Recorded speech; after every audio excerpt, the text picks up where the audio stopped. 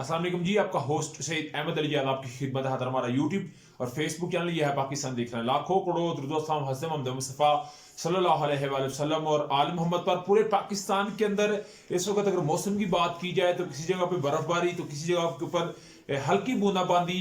पाकिस्तान का टेम्परेचर तो ठंडा, मौसमी हालात ठंडे, मगर सियासी लिहाज से पाकिस्तानी को हालात इतने ठंडे नहीं बल्कि इतने नहीं, बहुत ज्यादा गर्म है। क्योंकि साइफर केस के मामले के अंदर तहरीक इंसाफ के चेयरमैन और साबका के वजीर आजम और साबका चेयरमैन और साबका वजीर आजम इस्लामी जमहूरियत पाकिस्तान इमरान अहमद खान न्याजी साहब के ऊपर जो है वो और शाहमूद कुरैशी साहब साबका वाइस चेयरमैन के ऊपर 10-10 साल कैद सुनाई गई। उसके बाद इमरान अहमद खान ने जो अपना नैरेटिव बयान किया, जो उन्होंने बात की, वो मैंने आपके साथ बड़ी ब्रीफली जो है वो डिस्कस की। मगर इसी के साथ साथ तोशाहाना केस में बुशरा बेगम ने अपना बयान रिकॉर्ड करवा दिया।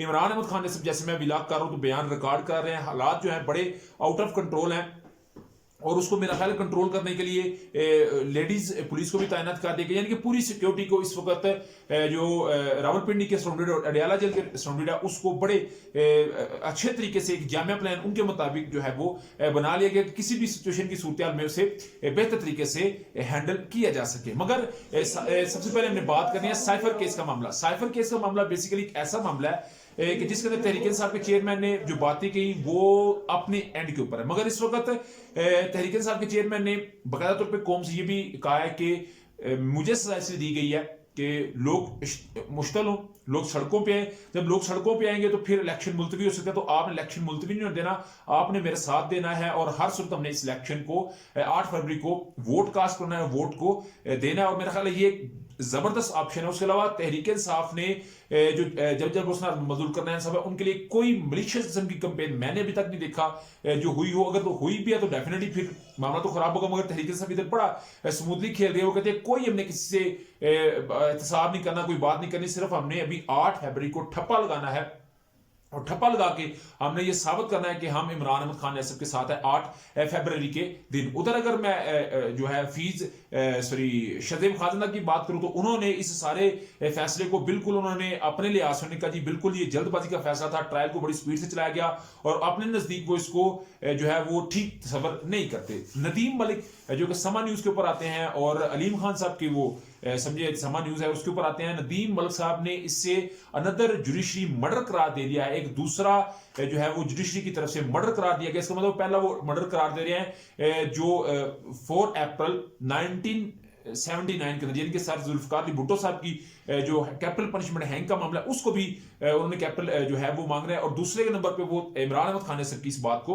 करते नजर आ रहे हैं। उसके अलावा जी हामिद मीर साहब ने डेफिनेटली बहुत बड़े नागद इमरान अहमद खान सर के, उन्होंने इमरान अहमद खान सर के मुतालिक ये बात कही है कि इमरान अहमद खान न्याजी साहब जो है किसी सूरत में उन्हें ऑफरें करवाई जाएंगी, उन्हें डीले की जाएंगी कि आप निकले, मगर वो इस मुल्क को नहीं छोड़ के जाएगा। वो इधर खड़ा है, वो लोगों को कहता है कि मैं तुम लोगों के लिए खड़ा हूं तो तुम मेरे साथ फिर खड़े हो।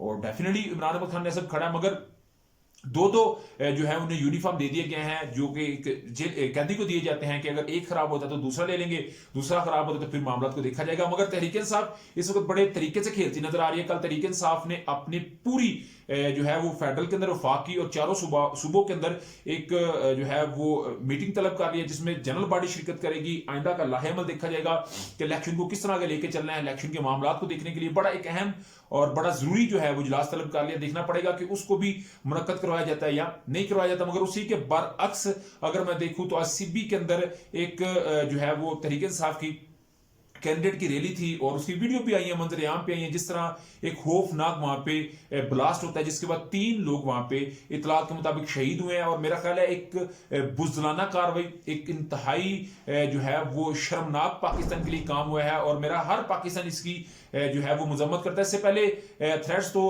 गाय बगाए पाकिस्तानी इदारे देते ही आ रहे थे। उसके अलावा पूरे पंजाब के अंदर ही आप जानते हैं कि दफा 144 का नफाजा, मगर ये बलोचिस्तान का एरिया था, वहां पे डेफिनेटली मजीद जो है वो मामला होंगे। आईजी से और चीफ सेक्रेटरी से और सीएम से रिपोर्ट तलब कर ली गई है।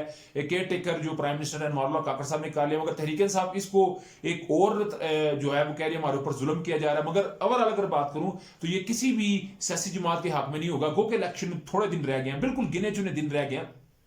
आज 30 है, कल 31 हो, यानी उसके बाद परसों से डे आफ्टर टुमारो से एक नया जो है वो मंथ शुरू होगा, और वही मंथ जो है वो पाकिस्तान की किस्मत का फैसला करेगा।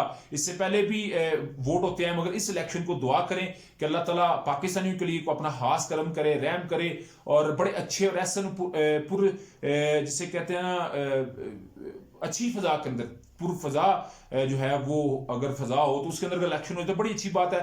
अदरवाइज मेरा ख्याल है शर्मिंदगी पाकिस्तान के लिए है, अदरवाइज पाकिस्तानी कौम का एक बहुत बड़ा इम्तिहान है। मैं समझता हूँ कि पाकिस्तानी इदारे अल्हम्दुलिल्लाह अलर्ट खड़े हैं, पाकिस्तानी तमाम सियासी ताकतें जो हैं वो अवाम के मामले के ऊपर लेके बहुत मुतहरक है। आपको समझता है मुझे लाजमी कमेंट बॉक्स में शेयर कीजिएगा। लाइक वीडियो पसंद है तो चैनल को लाइक सब्सक्राइब अपने दोस्तों शेयर कर लीजिएगा। नेक्स्ट वीडियो के लिए होस्ट पे जदी अल्लाह का हमीना। अस्सलाम वालेकुम।